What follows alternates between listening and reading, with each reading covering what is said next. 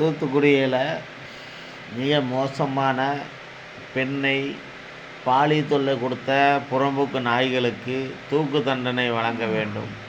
உன்னுடைய அக்கா தங்கச்சியில் இன்னொருத்தன் சோழி பார்த்து இப்படி கொடூரமான கொலை செய்தால் உனக்கு வழி எப்படி இருக்கும்? இதை உணர வேண்டும். தமிழக அரசு முதல்வர் ஸ்டாலின் அவர்களுக்கு இந்த தண்டனையை மிக தெளிவாக வழங்க வேண்டும். அந்த பெண்ணை கற்பழித்ததும் அல்லாமல் துண்டு துண்டாக மிக கொடூரமாக கொலை செய்ததை ஏற்றுக்கொள்ள முடியாது. தூத்துக்குடி தொகுதி போட்டியிடுகின்ற பொன்னசிக்கு அவர்கள் என்னுடைய வேகத்தையும் கோபத்தையும் தெரிவித்துக் கொள்கிறேன்.